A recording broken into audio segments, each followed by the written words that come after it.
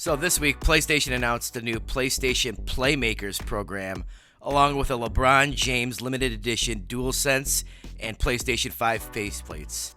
I'm going to get into what that all means for the PlayStation brand. Before I do that, do me a favor, hit the like button and consider subscribing to the channel if you're new here. Let's get started. So right off the bat, I gotta say, I'm not one for the custom consoles.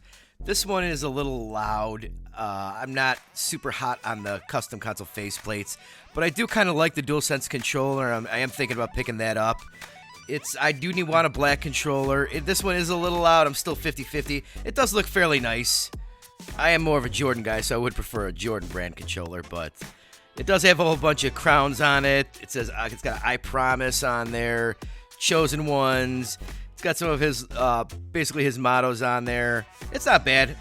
But the most interesting thing about this is how they've timed this with their announcement of their PlayStation Playmakers program, which is basically a program where they're going to get a whole bunch of pop culture icons, celebrities, athletes, and basically use them as tools to market the PlayStation brand. I think it's brilliant. Courtesy of the PlayStation blog, we got this little excerpt here that says that they're basically partnering with all of these pop culture icons, NBA, WNBA stars, football players, musicians, and they want to be basically at the forefront of pop culture. When you see these pop culture icons, you want to think PlayStation. Now, I don't see each of these stars having their own custom DualSense and custom PlayStation 5 faceplates, maybe a few of them, but there's other ways that they can market them. If you recall, a few years ago, there was a NBA athlete, Paul George, had a Paul George cross PlayStation 5 Nike branded shoe. Think of things like that. So when you think of LeBron James, you're going to have LeBron James has millions and millions and millions of followers. Not all of them are PlayStation fans.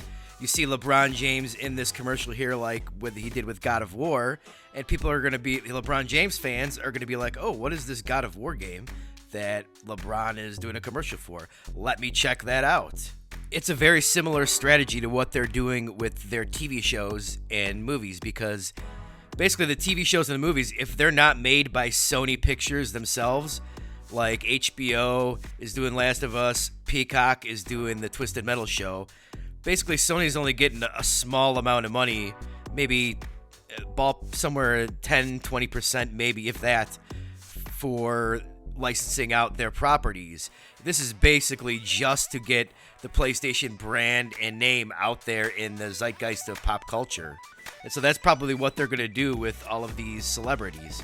It's a very smart, albeit expensive probably, way of marketing your product to a different audience that might not be familiar with your product. What do you think? Let me know in the comments down below. Do you like the LeBron James custom DualSense and faceplates, or do you think they're ugly?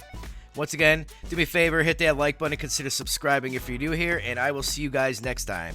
Thank you.